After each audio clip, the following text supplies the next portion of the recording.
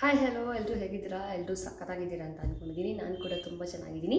Welcome to my channel my life with twins.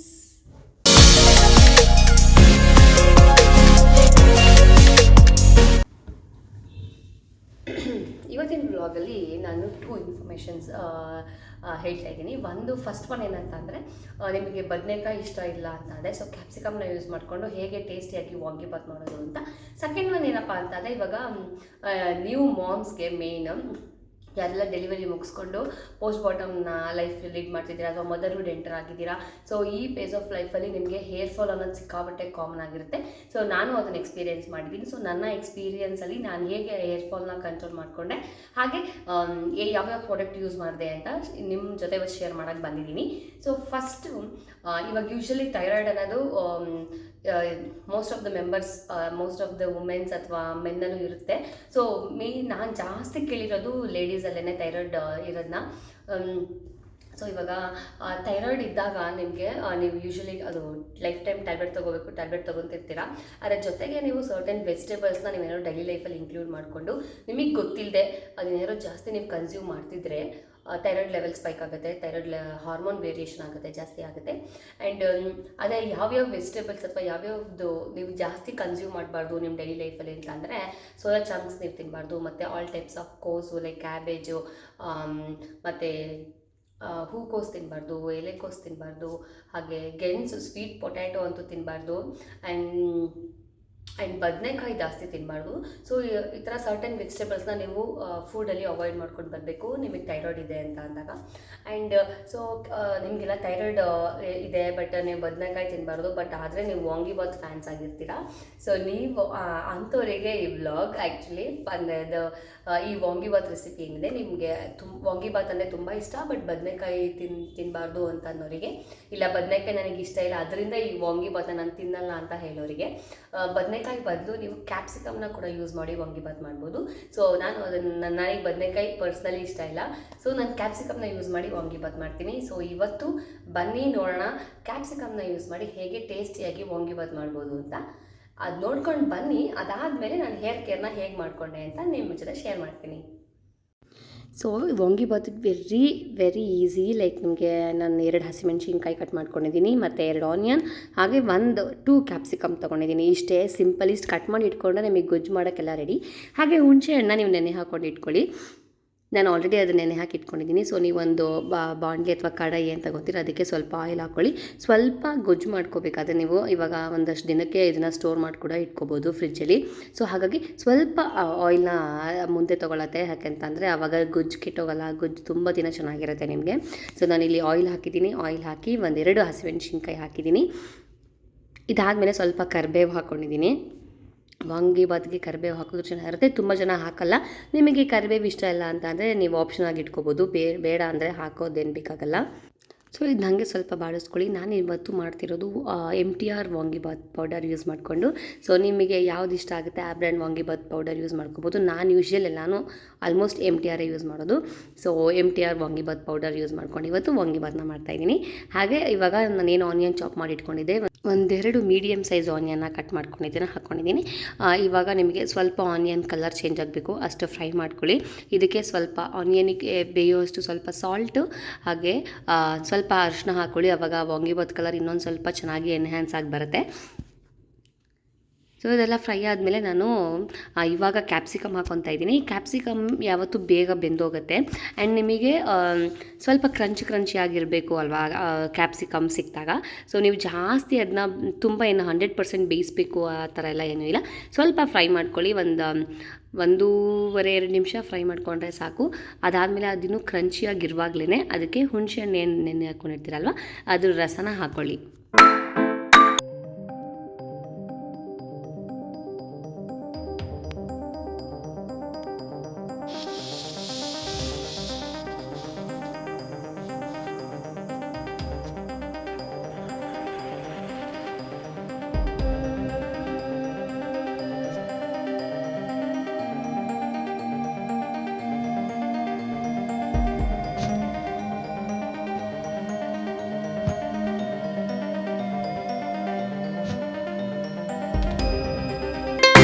So ಇಲ್ಲಿ ಹುಣ್ಸೆಹಣ್ಣು ರಸ ಹಾಕ್ಕೊಂಡು ಅದನ್ನು ನೀರಿನ ಅಂಶ ಎಲ್ಲ ಕಡಿಮೆ ಆಗಬೇಕು, ಅಷ್ಟು ಅದನ್ನು ನಾನು ಬೇಯಕ್ಕೆ ಬಿಟ್ಟಿದ್ದೆ. ನೋಡಿ ಇವಾಗ ನೀರಿನ ಅಂಶ ಎಲ್ಲ ಕಡಿಮೆ ಆಗಿದೆ, ಹುಣಸೆಹಣ್ಣು ಆಲ್ಮೋಸ್ಟ್ ಗೊಜ್ಜು ಥರ ಒಂದು ಕನ್ಸಿಸ್ಟೆನ್ಸಿ ಬಂದಿದೆ ತಿಕ್ಕಾಗಿ.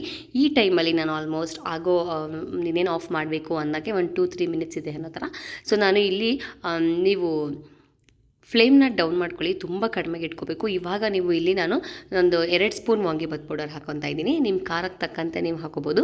ಅದ್ರ ಜೊತೆಗೆ ಯೂಶ್ವಲಿ ಈ ಥರ ಪೌಡರ್ಸ್, ಪ್ಯಾಕೆಟ್ ಪೌಡರ್ಸು ತುಂಬ ಸ್ಪೈಸಿ ಎಲ್ಲ ಇರಲ್ಲ. ಸೊ ಹಾಗಾಗಿ ನಾನು ಮನೆಯಲ್ಲಿದ್ದಿದ್ದು ಖಾರದ ಪುಡಿನ 1 ಸ್ಪೂನ್ ಹಾಕ್ಕೊಂಡಿದ್ದೀನಿ. ನಿಮ್ಮ ಖಾರಕ್ಕೆ ತಕ್ಕನಾಗಿ ಎಷ್ಟು ಬೇಕೋ ಅಷ್ಟು ಹಾಕ್ಕೊಳ್ಳಿ. ಸೊ ಈ ಮಸಾಲ ಎಲ್ಲ ಹಾಕಿದ್ಮೇಲೆ ಸ್ವಲ್ಪ ಒಂದೆರಡು ಗುಡ್ ಮಿಕ್ಸ್ ಕೊಟ್ಬಿಟ್ಟು ನೀವು ಇದನ್ನು ಆಫ್ ಮಾಡ್ಬೋದು. ಸೊ ನೋಡ್ಬೋದು ಗೊಜ್ಜು ಎಷ್ಟು ಚೆನ್ನಾಗಾಗಿದೆ ಅಂತ. ಸೊ ನೀವು ಮಸಾಲ ಪೌಡರ್ಸ್ ಎಲ್ಲ ಹಾಕಿದ್ಮೇಲೆ ತುಂಬ ಹೊತ್ತು ಅದನ್ನ ಫ್ರೈ ಮಾಡಬಾರ್ದು, ಅದರ ಟೇಸ್ಟೇ ತುಂಬ ಚೇಂಜ್ ಆಗೋಗುತ್ತೆ. ನೀವು ವಾಂಗಿಬಾತ್ ಪೌಡರು, ಖಾರದ ಪುಡಿ ಎಲ್ಲ ಹಾಕಿ ಒಂದು ಮಿಕ್ಸ್ ಕೊಟ್ಬಿಟ್ಟು ಆಫ್ ಮಾಡಿಬಿಡ್ಬೇಕು, ಇಷ್ಟೇ. ಬಟ್ ಈ ವಾಂಗಿಬಾತ್ಗೆ ದಿ ಮೇನ್ ಇಂಗ್ರೀಡಿಯೆಂಟ್ಸ್ ಬಂದು ಇದು. ನಾನು ತುಪ್ಪದಲ್ಲಿ ಫ್ರೈ ಮಾಡೋ ಗೋಡಂಬಿ ಹಾಕಿದ್ರೆ ಅದ್ರ ಮಜಾನೇ ಬೇರೆ. ಸೊ ನೀವು ನಿಮ್ಮ ಮನೆಯಲ್ಲಿ ಯಾವ ತುಪ್ಪ ಯೂಸ್ ಮಾಡ್ತೀರಾ ಅದು. ಸೊ ನಾವು ಮನೆಯಲ್ಲೇ ತುಪ್ಪ ಮಾಡ್ಕೊಳ್ಳೋದು. ಸೊ ಆ ತುಪ್ಪನ ಹಾಕ್ಕೊಂಡಿದ್ದೀನಿ. ಅದಕ್ಕೆ ಸ್ವಲ್ಪ ನಿಮ್ಗೆ ಎಷ್ಟು ಬೇಕು ಅಷ್ಟು ಕ್ಯಾಶ್ಯೂಸ್ ಹಾಕ್ಕೊಳ್ಳಿ. ನಮ್ಮ ಮನೆ ಈ ಕ್ಯಾಶ್ಯೂ ಫ್ಯಾನ್ಸ್ ತುಂಬ ಜನ ಇದ್ದಾರೆ, ಎಸ್ಪೆಷಲಿ ನನ್ನ ಮಕ್ಕಳು. ಅವ್ರಿಗೆ ತುಂಬ ಇಷ್ಟ ಈ ಥರ ಕ್ಯಾಶ್ಯೂ ಎಲ್ಲ ಸಿಕ್ಕಿದ್ರೆ, ಅವ್ರನ್ನ ತುಂಬ ಇಷ್ಟಪಟ್ಟು ತಿಂತಾರೆ ಫುಡ್ನ. ಸೊ ಹಾಗಾಗಿ ತುಪ್ಪದಲ್ಲಿ ನೀವು ಇಷ್ಟು ಕೆಂಪಾದರೆ ಸಾಕು, ತುಂಬಾ ಫ್ರೈ ಮಾಡ್ಕೊಬೇಡಿ. ಆ್ಯಂಡ್ ಇದಕ್ಕೆ ತುಂಬ ಇನ್ನು ಟೇಸ್ಟ್ ಎನ್ಹ್ಯಾನ್ಸ್ ಆಗಬೇಕಂತಾನೆ ನೀವು ಒಣ ಕೊಬ್ಬರಿ ತುರಿದಿರೋದನ್ನ ಹಾಕೋಬೇಕು. ಕೆಲವರು ಗೊಜ್ಜಿಗೆ ಹಾಕ್ತಾರೆ, ಬಟ್ ಈ ಥರ ಕಲಿಸೋ ಟೈಮಲ್ಲಿ ಫ್ರೆಶ್ಶಾಗಿ ತುರಿದಿಟ್ಕೊಂಡಿರ್ತೀನಲ್ಲ, ಆ ತುರಿದಿಟ್ಕೊಂಡು ಹಾಕೊತೀನಿ. ಸೊ ಇವಾಗ ನೀವು ಬಿಸಿ ಬಿಸಿ ಅನ್ನಕ್ಕೆ ಮಾಡಿರೋ ಅಂತಹ ಗೊಜ್ಜು, ಸ್ವಲ್ಪ ಕಾಯಿ ತುರಿ, ಹಾಗೆ ತುಪ್ಪದಲ್ಲಿ ಹುರಿದಿರೋ ಗೋಡಂಬಿ ಹಾಕ್ಕೊಂಡು ನಿಮಗೆ ರುಚಿಗೆ ಎಷ್ಟು ಬೇಕೋ ಅಷ್ಟು ಉಪ್ಪು ಹಾಕ್ಕೊಂಡು ಕಲಿಸ್ಕೊಂಡ್ರೆ ಕ್ಯಾಪ್ಸಿಕಮ್ ವಾಂಗಿಬಾತ್ ರೆಡಿ. ತಿನ್ನೋಕ್ಕೂ ಅಷ್ಟೇ ಟೇಸ್ಟಿಯಾಗಿರುತ್ತೆ, ಸಖತ್ತಾಗಿರುತ್ತೆ, ಈಸಿ ಟು ಪ್ರಿಪೇರ್ ಆಲ್ಸೋ. ನೀವು ರೈಸಿಗಿಟ್ಟು ಈ ಗೊಜ್ಜನ್ನ ಪ್ರಿಪೇರ್ ಮಾಡ್ಕೊಂಬಿಟ್ರೆ ಮುಗೀತು, ಕಲಿಸ್ಬಿಟ್ಟು ಕೊಟ್ಬಿಡ್ಬೋದು ಎಲ್ರಿಗೂ. ನನಗೆ ಗೋ ಟು ರೆಸಿಪಿ ಥರನೂ ಇದೆ, ನಮ್ಮ ಮನೇಲಿ ತುಂಬಾ ಇಷ್ಟ. ಸೊ ಹಾಗಾಗಿ ನೀವು ಈ ವಾಂಗಿಬಾತ್ನ ಟ್ರೈ ಮಾಡಿ, ಹೇಗೆ ಬಂತು ಅಂತ ಕಾಮೆಂಟ್ ಸೆಕ್ಷನಲ್ಲಿ ಕಾಮೆಂಟ್ ಮಾಡಿ.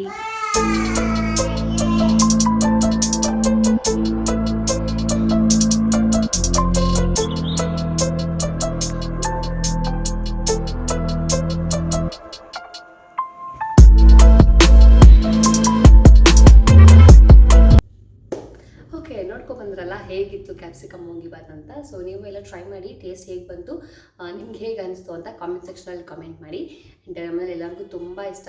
ನನಗೆ ನಿಮಗೆಲ್ಲ ಇವಾಗ ಪುಳಿಯೋಗರೆ ಇದೆಲ್ಲ ಇಷ್ಟ ಆಗುತ್ತೆ. ರೈಸ್ ಐಟಮ್ಸ್ ಫ್ಯಾನು, ನಂಗೆ ರೈಸ್ ಐಟಮ್ ಇರಲೇಬೇಕು ಬ್ರೇಕ್ಫಾಸ್ಟ್ಗೆ ಅನ್ನೋರಿಗೆ definitely a good recipe to try, a must try. And next topic of the today's vlog, actually ನಾನು ಹೇರ್ ಫಾಲ್ ಆಗ್ತಿದ್ರೆ ನಿಮಗೆ ಹೇಗೆ ಕಂಟ್ರೋಲ್ ಮಾಡ್ಕೊಳ್ಳೋದು, ಸ್ಪೆಷಲಿ ಡೆಲಿವರಿ ಆದಾಗ ನಿಮಗೆ ಸಿಕ್ಕಾಪಟ್ಟೆ ಹೇರ್ ಫಾಲ್ ಆಗುತ್ತೆ. To all the ladies and to all the new mothers, first of all a motherhood journey ತುಂಬ ಚೆನ್ನಾಗಿರುತ್ತೆ. So congratulations to all the new mommies. And ಇವಾಗ ನೀವು ತುಂಬ strong and you are beautiful too, and whatever you are doing is actually fabulous. And ನೀವೇನೆಲ್ಲ go through ಮಾಡ್ತಿದ್ದೀರಾ ಅದೆಲ್ಲ ಒಂದು short period of time journey ಅಷ್ಟೇ. Just enjoy the moment.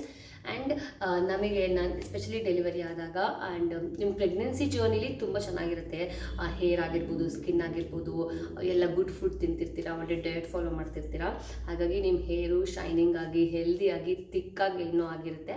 And also nails ಇರ್ಬೋದು, face ಇರ್ಬೋದು, skin ಇರ್ಬೋದು, everything is like glowing period ಆಗಿರುತ್ತೆ pregnancy. But when it comes to after delivery, post mortem period ಏನಿರುತ್ತೆ, and you will be in a stress, a new year of ಮದರ್ಹುಡಲ್ಲಿ ಬಂದುಬಿಟ್ಟಿರ್ತೀರ. ಹಾಗಾಗಿ ಯಾರೆಲ್ಲ ತುಂಬ ಹೇರ್ ಫಾಲ್ ಆಗ್ತಾಯಿದೆ, ಒಂದಷ್ಟು ಮಂತ್ಸ್ ಅದು ಚೆನ್ನಾಗಿರುತ್ತೆ. ಆ್ಯಂಡ್ ಡಾಕ್ಟರ್ ಏನು ನಿಮಗೆ ಪ್ರಿಸ್ಕ್ರೈಬ್ ಮಾಡ್ತಾರೆ, iron and calcium tablet without fail, ಅದನ್ನು ತಗೊಳ್ಳಿ, ಇಟ್ ಈಸ್ ಮ್ಯಾಂಡೇಟ್ರಿ. ಆ್ಯಂಡ್ ನಿಮಗೆ ಡೆಲಿವರಿ ಟೈಮಲ್ಲಿ ತುಂಬ ಏನಾದರೂ ಬ್ಲಡ್ ಲಾಸ್ ಆಗಿದರೆ, ಆ್ಯಂಡ್ ಅವರೆಲ್ಲನೂ ಯೋಚನೆ ಮಾಡಿನೇ ಕೊಟ್ಟಿರ್ತಾರೆ. ನನಗೆ ಸ್ಪೆಷಲಿ ಟ್ವಿನ್ ಡೆಲಿವರಿ ಇರೋದ್ರಿಂದ ನಂಗೆ ಐ ಲಾಸ್ಟ್ ಆ್ಯಂಡ್ ಏನೋ ಹೇಳ್ತಾರೆ, ಅಂದ್ಕೊಂಡಿದ್ದಕ್ಕಿಂತ ಸ್ವಲ್ಪ ಜಾಸ್ತಿನೇ I lost my blood. So ಹಾಗಾಗಿ ಅವ್ರೇನು ಕೊಡ್ತಾರೆ, ಐರನ್ ಮತ್ತು ಕ್ಯಾಲ್ಶಿಯಂ ಟ್ಯಾಬ್ಲೆಟ್ನ ತಗೊಳ್ಳಿ. ನೀವು ಏನೇ ತೊಗೊಂಡ್ರು ಒಂದು ಸರ್ಟೆನ್ ಪೀರಿಯಡ್, ಒಂದಷ್ಟು ಮಂತ್ಸ್ ಆದಮೇಲೆ ನಿಮಗೆ ಹೇರ್ ಫಾಲ್ ಸ್ಟಾರ್ಟ್ ಆಗುತ್ತೆ.